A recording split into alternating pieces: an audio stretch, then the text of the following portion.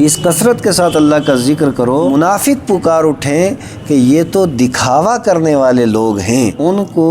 ریاکار کہنا یہ کسی مسلمان کا کام نہیں ہے، یہ منافق کا کام ہے۔ اللہ تبارک و تعالیٰ کو کثرت کے ساتھ ذکر سے زیادہ کوئی دوسری چیز پسند نہیں ہے۔ کثرت کے ساتھ جو بندہ اللہ کا ذکر کرتا ہے یقیناً اللہ تبارک و تعالیٰ اس کو دنیا و آخرت کی بلائیاں عطا فرماتا ہے۔ حضرت ثوبان رضی اللہ تعالیٰ عنہ حدیث کے راوی ہیں، بیان کرتے ہیں جس وقت یہ آیت مبارکہ نازل ہوئی والذین یکنزون الذھب والفضہ، کہ وہ لوگ جو سونا اور چاندی کو اکٹھا کرتے ہیں اور اکٹھا کرنے کے بعد آیت مبارکہ کا مفہوم یہ ہے کہ اس کے بعد پھر اس مال کی زکوٰۃ نہیں دیتے ہیں تو وہ ان کے لیے خیر نہیں بلکہ وہ مال ان کے لیے شر ہے۔ تو اب جب یہ آیت مبارکہ نازل ہوئی تو یہ حضرت ثوبان کہہ رہے ہیں قال کنا مع رسول اللہ صلی اللہ علیہ وسلم فی بعض اسفارہ، کہ ہم نبی پاک علیہ الصلوۃ والسلام کے ساتھ تھے اور آقا کریم علیہ الصلوۃ والسلام کے ساتھ سفر کر رہے تھے۔ قال بعض اصحابہ، تو نبی پاک علیہ الصلوۃ والسلام کے بعض صحابہ کرام نے نبی پاک علیہ الصلوۃ والسلام کی بارگاہ اقدس کے اندر یہ ایک عریضہ پیش کیا انزلت فی الذھب والفضہ، کہ یہ آیت مبارکہ سونے اور چاندی کے بارے میں نازل ہوئی، اور آگے فرماتے ہیں لو علمنا ای المال خیر فنتخذہ، کہ اگر ہمیں یہ پتہ چلتا کہ کون سا مال جو ہے وہ خیر ہے بہتر ہے تو ہم پھر اسی کی طلب میں رہتے، اسی کو اختیار کرتے، اسی کو لیتے۔ تو نبی پاک علیہ الصلوۃ والسلام نے کیا ارشاد فرمایا کہ افضلہ لسان ذاکر و قلب شاکر،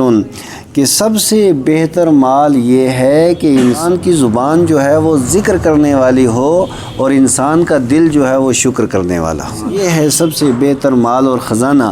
اور تیسری چیز وزوجۃ مومنۃ تعینہ علی ایمانہ، کہ اس کی وہ نیک سیرت پاک باز عورت اس کی بیوی ہے جو اس کے ایمان پر شوہر کی مدد کرے، یعنی ایمان کے اوپر مدد کرنے کا مطلب یہ ہوا کہ وہ تقوی، طہارت اور ذکر الہی اور شکر میں اس کی معاونت ہو۔ ورنہ بسا اوقات ایسا ہوتا ہے کہ انسان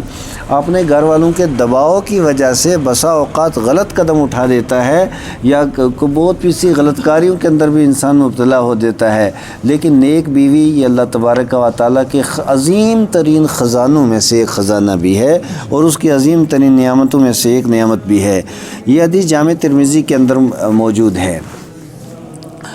حضرت عبداللہ ابن عباس رضی اللہ تعالیٰ عنہ حدیث کے راوی یہ بیان کرتے ہیں مصطفیٰ کریم صلی اللہ علیہ وسلم نے ارشاد فرمایا اربعون، کہ 4 چیزیں ایسی ہیں کہ جس کو یہ 4 چیزیں دے دی گئیں تو اسے دنیا و آخرت کی ساری نعمتیں دے دی گئی ہیں۔ دنیا و آخرت کی بلائیاں اس بندے کے پاس موجود ہیں جس کو اللہ تبارک و تعالیٰ 4 طرح کی نعمتیں عطا فرما دیتا ہے۔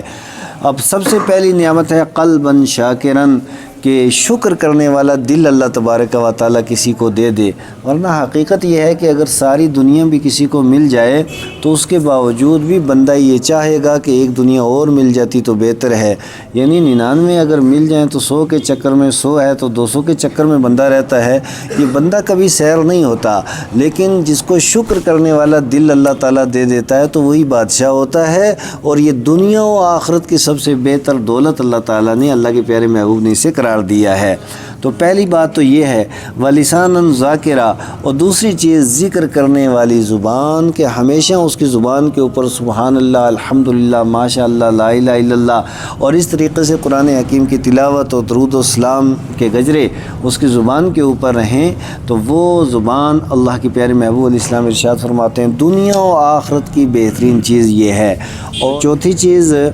وَبَدَنًا عَلَى الْبَلَاءِ صَابِرًا، وہ بدن کہ جب مصیبتیں آ جائیں تو پھر اس کے بعد وہ صبر کرنے والا ہو، یعنی یہ بڑا مشکل کام ہوتا ہے کہ جب مصیبت آئے تو بندہ صبر کرے، لیکن یہ صبر خدائے قدوس کے قرب کا ذریعہ بنتا ہے۔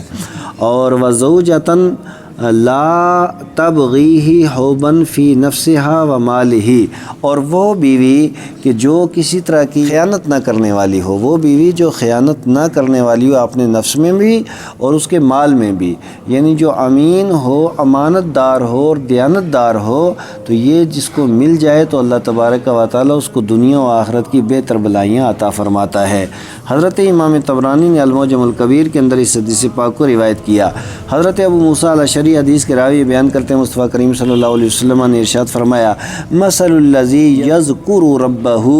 والذی لا یذکر اللہ مثل الحی والمیت۔ یا آقا کریم علیہ السلام نے ارشاد فرمایا کہ وہ بندہ جو اللہ کا ذکر کرتا ہے اس کی مثال اور وہ بندہ جو اللہ کا ذکر نہیں کرتا اس کی مثال، یعنی ایک وہ ہے کہ جو سارا کاروبار چھوڑ کر کے مسجد کے اندر آ جاتا ہے، ایک وہ ہے جو اللہ اللہ کرتا ہے، ایک وہ ہے سبحان اللہ الحمدللہ ماشاءاللہ اس کی زبان پہ رہتا ہے، اور ایک وہ ہے کہ جو دنیا دار ہے، نہ کبھی وہ سبحان اللہ کہتا، نہ الحمدللہ، نہ اللہ اکبر، نہ اسے نماز پڑھنے کی توفیق، نہ اسے قرآن حکیم کھولنے کی توفیق ہوتی ہے۔ تو ان دونوں کی مثال نبی پاک علیہ السلام نے یہ دی ہے کہ ان میں سے جو ذکر کرنے والا ہے وہ زندہ ہے، جو ذکر نہیں کرتا وہ مردہ ہے۔ تو زندہ و مردہ کے اندر جتنا فرق ہوتا ہے اتنا ذاکر اور غیر ذاکر کے درمیان فرق ہوتا ہے۔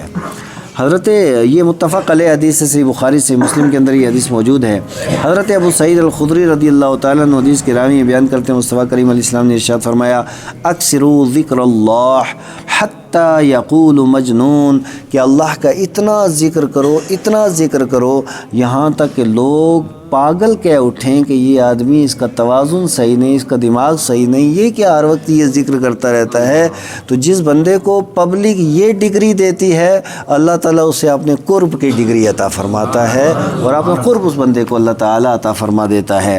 اور اس حدیث پاک کو حضرت امام احمد بن حنبل نے اپنی مسند کے اندر روایت کیا ہے۔ حضرت عبداللہ ابن عباس رضی اللہ تعالیٰ عنہ حدیث کے راوی بیان کرتے ہیں مصطفیٰ کریم علیہ السلام نے ارشاد فرمایا اذکروا اللہ ذکرا، کثرت کے ساتھ اللہ کا ذکر کرو، یقول المنافقون انکم مراؤون، یہاں تک کہ منافق چیخ اٹھے اتنا زیادہ اس کثرت کے ساتھ اللہ کا ذکر کرو اور اتنا زور سے اللہ کا ذکر کرو کہ منافق پکار اٹھیں کہ یہ تو دکھاوا کرنے والے لوگ ہیں۔ تو پتہ چلا کہ ذکر اللہ کے اندر جو لوگ مشغول و منہمک ہیں ان کو دکھاوا ریاکار کہنا اور ریاکاری کے اندر مبتلا ان لوگوں کو کہنا یہ کسی مسلمان کا کام نہیں ہے، یہ منافق کا کام ہے۔ اس وجہ سے جو لوگ اللہ تعالیٰ کا ذکر کرتے ہیں ان کے تعلق سے کسی طرح کی کوئی بات اپنے دل میں نہ لائی جائے، اسی کے اندر آپ نے ایمان کی اور آپ نے عمل کی سلامتی بھی ہے۔ اور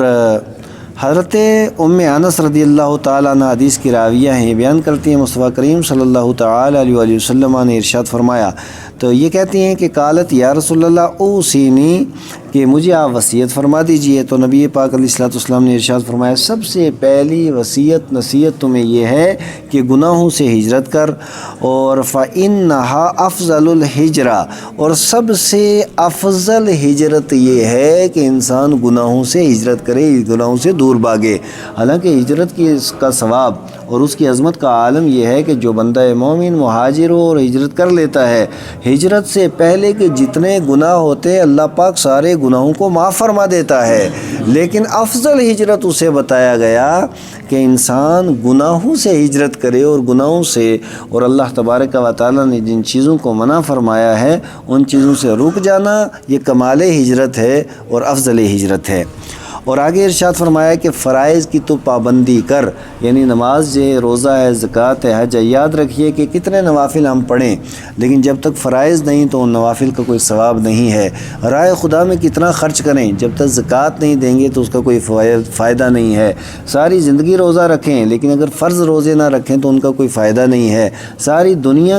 کا چکر لگا لیں دین کے لیے لیکن اگر وہ صاحب حیثیت ہو کر کے اس کے باوجود وہ حج نہ کرے تو ان سفروں کا کوئی فائدہ نہیں ہے۔ تو سب سے پہلے فرائض کی ادائیگی ہے، فرائض کی ادائیگی کے بعد باقی عبادت و ریاضت ہے جس کو اللہ تبارک و تعالیٰ قبول فرماتا ہے۔ اور آقا کریم علیہ السلام نے ارشاد فرمایا فَإِنَّهَا أَفْضَلُ الْجِهَادِ، اور یہ افضل جہاد ہے فرائض کی ادائیگی۔ اور ہمیشہ فرض کو ادا کرنا یہ بھی کوئی عام کام تھوڑا، یہ بڑا مشکل کام ہے کہ ہمیشہ انسان پابندی کے ساتھ فرائض ادا کرے، کیونکہ فجر کی نماز تو ہر دن پڑھنی ہے، ایسا تو نہیں کہ ہفتے میں سال میں ایک بار۔ عید لوگ خوشی سے کیوں پڑھتے ہیں؟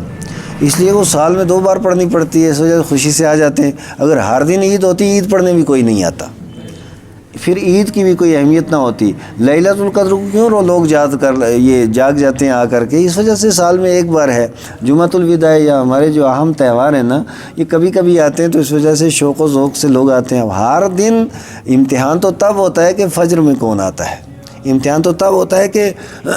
ظہر اور عصر اور مغرب کے اندر کتنے لوگ آتے ہیں۔ تو اسی وجہ سے اسے افضل جہاد کہا گیا، کیونکہ ہر دن نفس کے ساتھ لڑنا پڑتا ہے۔ نفس سویا ہوا ہے، اس کو تو مزہ آتا ہے نا سونے میں، اور اس وقت آپ لڑ رہے ہیں، نہیں، اٹھ چل مسجد کی طرف، ٹھنڈے پانی سے وضو کر، اور پھر اس کے بعد اپنا کاروبار چھوڑ دیں۔ اچھی خاصی آمدن آتی، گاہک آتے، اور یہ اٹھا کر کے فرض نے لا کر کے مسجد میں بٹھا دیا ہے، اسے افضل جہاد قرار دیا، کیونکہ یہاں نفس کے ساتھ لڑ کر کے مسجد کی طرف آنا پڑتا ہے، اور نفس کے ساتھ لڑ کر کے زکوٰۃ نکالنی پڑتی ہے، نفس کے ساتھ لڑ کر کے فرائض کی انجام دہی کے اندر انسان مشغول رہتا ہے، تو یقیناً پھر اللہ تبارک و تعالیٰ اس بندے کے مراتب بھی بلند فرماتا ہے۔ اور پھر جو تیسری چیز بتائی کہ کثرت کے ساتھ تو اللہ کا ذکر کر، اس لیے کہ یہ اللہ تبارک و تعالیٰ کو جو سب سے زیادہ پسند ہے، سب سے زیادہ پسند ہے، احب الیہ من کثرت ذکر ہی، کہ اللہ تبارک و تعالیٰ کو کثرت کے ساتھ ذکر سے زیادہ کوئی دوسری چیز پسند نہیں ہے۔ کثرت کے ساتھ جو بندہ اللہ کا ذکر کرتا ہے، یقیناً اللہ تبارک و تعالیٰ اس کو دنیا و آخرت کی بلائیاں عطا فرماتا ہے۔ حضرت امام طبرانی نے المعجم الکبیر کے اندر اس حدیث پاک کو روایت کیا ہے۔ اللہ تبارک و تعالیٰ ہمیں بھی اپنے ذکر اور اپنی فکر میں رہنے کی توفیق عطا فرمائے۔